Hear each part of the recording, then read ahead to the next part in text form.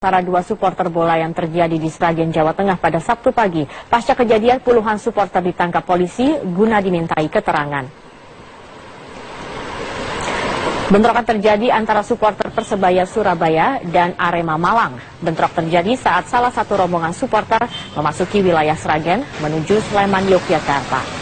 Selain menewaskan 2 orang, bentrok juga mengakibatkan kaca pecah di sejumlah kendaraan yang ditumpangi supporter.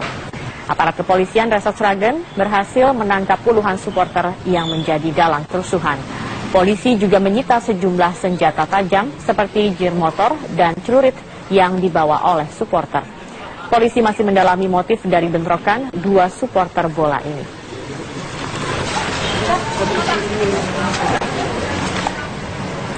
Sebuah truk bermuatan kaca terguling di kilometer 1 di tol Jagorawi, Jakarta Timur pada Sabtu pagi. Dan sebelumnya truk terlibat kecelakaan dengan truk trailer di tol Jagorawi arah Cawang menuju Bogor. Sejumlah pecahan kaca berserakan akibat truk terguling di tol Jagorawi, Jakarta Timur. Truk bermuatan kaca ini terguling akibat tertabrak sebuah truk trailer dari arah belakang. Diduga rem pada truk trailer blong dan tidak dapat berfungsi. Aparat kepolisian dan petugas jasa marga yang tiba di lokasi langsung memindahkan bangkai truk dan pecahan kaca yang berserakan. Sejumlah kendaraan terpaksa menurunkan kecepatan akibat pecahan kaca yang memenuhi setengah badan jalan.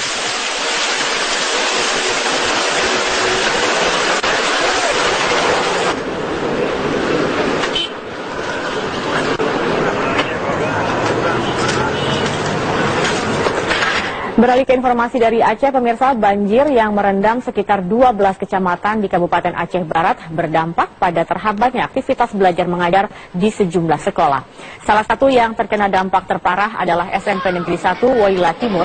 Para siswa terpaksa harus libur belajar karena sekolah mereka terendam banjir hingga lebih dari 2 meter. Sebagian besar peralatan sekolah dan buku-buku rusak karena terendam banjir. Selain itu, ratusan siswa gagal mengikuti ujian akhir semester yang seharusnya berlangsung pada minggu lalu. Hal ini membuat jadwal ujian siswa terpaksa diundur hingga minggu depan. Banjir yang melanda sejak Sabtu lalu di kawasan Woyla Timur, Kabupaten Aceh ini membuat sejumlah sekolah lainnya di Aceh Barat belum bisa beraktivitas normal.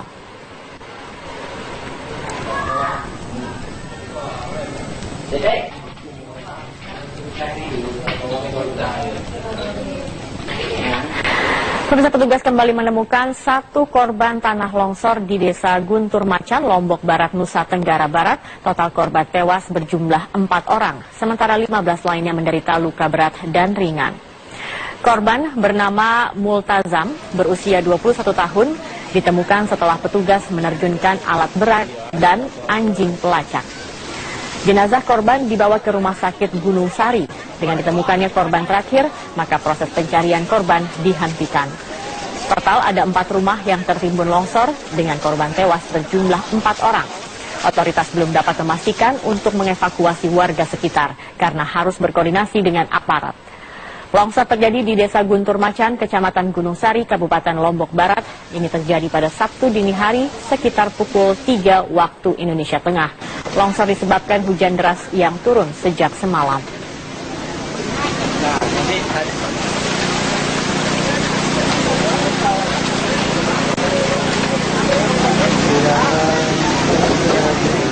Pemirsa, sopir Metro Mini di sejumlah lokasi di Jakarta menggelar aksi mogok beroperasi. Aksi ini sebagai solidaritas atas dikandangkannya sejumlah Metro Mini dalam beberapa razia, imbas dari maraknya kecelakaan yang terjadi. Aksi mogok sopir Metro Mini salah satunya dilakukan di kawasan perempatan Fatmawati Cilandak, Jakarta Selatan.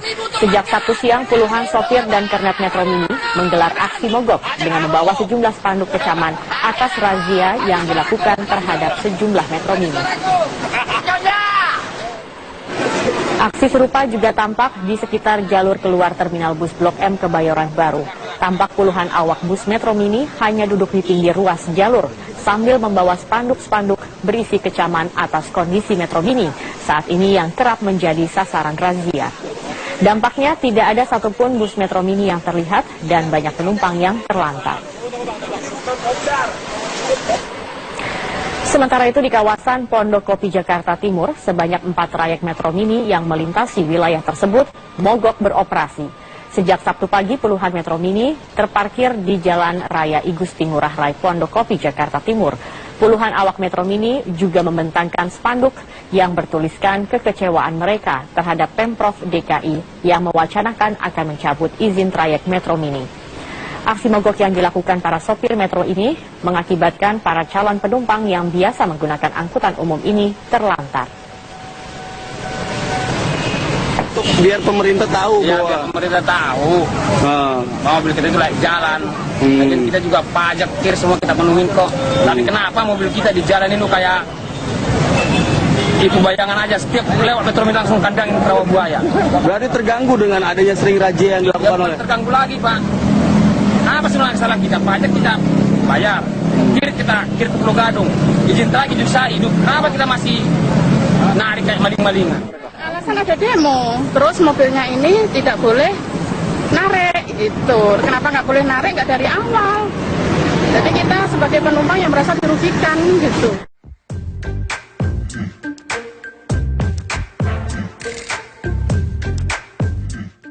Polisi kembali menggeledah 12 blok lapas untuk keempat kalinya guna mencari kemungkinan adanya bunker lain setelah penemuan bunker sedalam 30 cm yang digunakan untuk menyimpan senjata.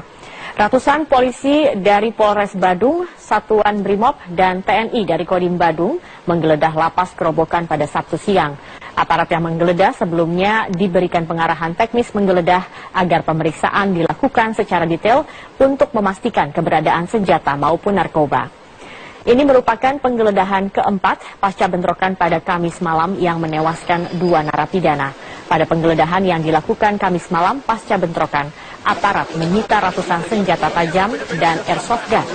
Sementara pada penggeledahan Jumat siang dan Jumat malam, aparat menemukan 3 senjata api jenis revolver dan sejumlah senjata tajam. 4 narapidana telah ditetapkan sebagai tersangka bentrokan di lapas Kerobokan dan berdasarkan hasil pengembangan, kemungkinan tersangka bertambah karena keempat tersangka menyebut nama narapidana lainnya. Iya, kemudian ada yang di atas plafon. Nah, yang di atas plafon itu kita temukan kurang lebih 2 ons sabu. Kurang lebih 2 ons sabu. Itu Semalam. Jadi semalam juga kami sudah serahkan kepada aparat kepolisian. Menteri Hukum dan HAM Yasona Lauli mengakui adanya beberapa masalah dalam lembaga pemasyarakatan di Indonesia. Oleh karena itu pemerintah berusaha untuk mengantisipasi permasalahan yang ada dengan membuat inovasi berupa teknologi informasi yang terpadu untuk memantau narapidana. Langsung pantau, langsung dilaporin. Standar kita langsung dilaporin, kalau tidak saya langsung kepada Dirjen. Ya, Dirjen terus langsung beritahu ke kita. Peristiwa di Bali, 2 orang meninggal, ya, 1 di dalam 1 di luar, ada pertikaian oknum oknum ormas, ya, Baladika dan Laskar Bali. Ini sebetulnya persoalan yang sudah lama. Persoalan ini juga ormas di luar. Ada yang masuk sama-sama ada napinya di dalam. Terjadi perkelahian antar 2 ormas. Mana lagi sekarang kondisi lapas kita over kapasitas. Nah, ini juga memudahkan. Dengan ada CCTV, orang kan lebih mudah kita melihat siapa yang bersalah. Dengan CCTV bisa terus langsung memantau keadaan itu. Kalau pada gilirannya terjadi pertengkaran seperti itu, kita dengan mudah, dengan teknologi informasi kita dengan mudah bisa mencari siapa yang salah. Jadi rekaman itu semua ada sama kita. Dan kita bisa akses dalam pengawasan lembaga pemasyarakatan. Salah satu terobosan kita harus pakai CCTV. CCTV itu dengan adanya CCTV di lapas seperti ini sekarang misalnya, tinggal kita koneksi kemari. Saya mau misalnya lihat kondisi di Cipinang seperti apa, ya, Nusa Kambangan seperti apa. Ini termasuk pengawasan pimpinan pada tingkat lapangannya. Kerusuhan berdarah yang menewaskan 2 napi di lapas Kerobokan Bali 2 hari lalu bukanlah yang pertama kali terjadi. Pada November 2011, lapas Kerobokan bahkan terbakar akibat bentrok antar napi. Meski demikian, kondisi lapas kini berangsur normal. Situasi di Lapas Kerobokan Denpasar, Bali semakin kondusif pasca bentrokan Kamis petang yang mengakibatkan 2 orang napi tewas dan 2 lainnya terluka. Situasi pengamanan di sekitar lapas pun sudah mulai kembali normal. Hingga kini, semua napi sudah beraktivitas normal pasca pemindahan 110 napi yang terlibat bentrok pada Kamis petang kemarin. Penjagaan polisi di depan lapas pun tidak seketat kejadian kemarin karena para napi pemicu bentrok sudah dipindahkan ke 5 rutan yang ada di Bali untuk menghindari bentrokan susulan. Kepala Lapas Kerobokan, Sunarto, juga siap dicopot pasca kejadian ini. Namun Sunarto berjanji akan membenahi kembali lapas karena baru 2 bulan bertugas di Lapas Kerobokan Denpasar. Di dalam sudah aman, kondusif, terkendali. Tidak ada. Jadi fasilitas kantor, fasilitas hunian tidak ada yang rusak sama sekali. Tahun 2011 kerusuhan antar napi melanda Lapas Kerobokan. Sebanyak 8 unit sarana dan prasarana lapas mengalami kerusakan berat. Kementerian Hukum dan HAM saat itu menaksir kerugian mencapai 3 miliar rupiah.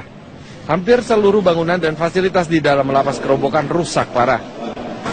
Kerusuhan massal terjadi saat petugas Badan Narkotika Nasional (BNN) hendak menangkap narapidana bernama Agus Riyadi, mantan anggota Densus 88 yang menjadi bandar narkoba. Kedatangan petugas BNN memancing kemarahan narapidana lain sebagai bentuk solidaritas dan melakukan tindak anarkistis. Dari Bali, Saifullah, Metro TV. Dan pemirsa, untuk mengetahui bagaimana situasi pasca terjadinya bentrok di Lapas Kerobokan Denpasar, Bali, kita langsung saja berbincang dengan Kapolda Bali. Sudah bergabung bersama kami melalui sambungan telepon Irjen Polisi Sugeng Priyanto. Selamat sore, Pak Sugeng. Selamat sore, Mbak. Ya, pertama-tama saya ingin tahu, Pak Sugeng, pasca bentrokan seperti apa kondisi terkini di Lapas Kerobokan? Saya informasikan bahwa situasi di Lapas Kerobokan maupun di Denpasar pada umumnya saat ini sudah kondusif, ya, terkendali dan masyarakat beraktivitas seperti biasa. Oke. Kemudian kemarin ini polisi ikut juga memeriksa lapas. Apakah ada temuan baru yang ditemukan oleh kepolisian di sana?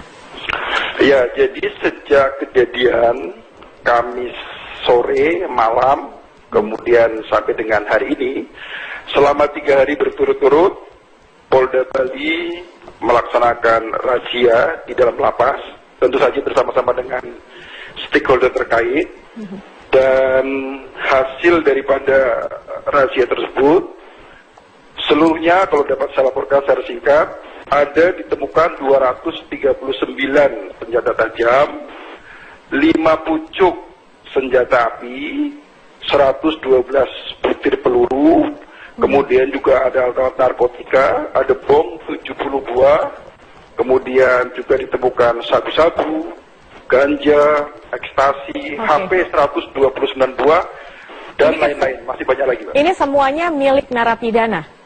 Ya, itu ditemukan di berbagai tempat di dalam lapas. Baik. Baik, apakah juga sudah diselidiki lebih lanjut, terutama untuk kepala lapas maupun juga ya, pegawai lainnya? Mengapa benda-benda ini juga bisa masuk ke dalam lapas ini? Ya, kami akan melangkah ke sana. Tetapi sementara kami masih melakukan pemeriksaan terhadap para tersangka, para napi, dan fokus untuk mengungkap kasus pembunuhan. Tetapi bagaimana benda-benda ini bisa masuk ke dalam lapas, kami juga akan meminta keterangan petugas lapas. Baik, sudah ada 4 narapidana yang dijadikan tersangka. Apakah sudah dan dikatakan bahwa kemungkinan tersangka akan bertambah? Hingga saat ini apakah sudah ada penambahan tersangka atau masih 4, Pak Sugeng? Sementara masih 4, Mbak, tetapi sangat mungkin jumlah tersangka ini akan bertambah karena kami juga masih melakukan pengembangan terhadap kasus tersebut. Kemudian bagaimana dengan bentrokan yang terjadi di hari yang sama di Jalan Teguh Umar, Denpasar? Apakah sudah ada tersangka juga dalam bentrokan tersebut? Jadi mengenai 2 korban yang di Teguh Umar, itu kan kejadiannya di luar lapas ya, sudah cukup jauh dari lapas, dan itu tersangkanya belum tertangkap dan masih dalam penyelidikan kami. Baik, untuk kondisi keamanan di dalam lapas sendiri, Pak Sugeng, seperti apa saat ini kondisi keamanan untuk di dalam lapas, dan apakah ada ancaman bentrokan susulan seperti itu? Saat ini kondisinya sudah kondusif, dan mereka yang terlibat kerusuhan pada malam itu 110-an lebih orang sudah kita evakuasi, kita pindahkan ke lapas-lapas terdekat di sekitar Denpasar. Jadi mudah-mudahan tidak akan terjadi lagi. Baik, penjagaannya sendiri seperti apa dari kepolisian untuk di dalam lapas? Ya, kita tidak di dalam lapas. Kami membackup penjagaan di luar lapas, tetapi kekuatan kami sesuaikan dengan eskalasi. Karena sekarang sudah mulai membaik, kekuatan kami kurangi. Oke, artinya pengamanan ini dilakukan di lingkungan sekitar. Berapa banyak personel yang diterjunkan untuk mengamankan? Kami sesuaikan dengan situasi di masing-masing lapas, Pak, karena tidak sama. Baik, ini bagaimana dengan dampak dari bentrokan yang terjadi pada Kamis kemarin terhadap khususnya sektor pariwisata? Pak Sugeng, ini Bali kan sebagai salah satu sektor pariwisata yang tertinggi seperti itu. Bagaimana dampaknya? Ya, tentu sangat terasa ya. Jadi hari Kamis malam itu memang suasana sedikit menakutkan sehingga orang tidak berani keluar, toko-toko juga sekaligus waktu itu langsung pada tutup. Tetapi saya amati hari ini sudah normal kembali. Adakah penjagaan khusus yang diterjunkan oleh pihak kepolisian untuk menjaga sektor-sektor pariwisata ini? Semua tujuan wisata di Denpasar, Bali dan sekitarnya kami perkuat dengan patroli, juga posting-posting anggota kita bertambah. Baik, langkah selanjutnya ini pemeriksaan sedang berjalan, kemudian juga lapas ini terus juga dirazia seperti itu atau diperiksa. Langkah selanjutnya dari pihak kepolisian terkait dengan kasus ini apa, Pak Sugeng?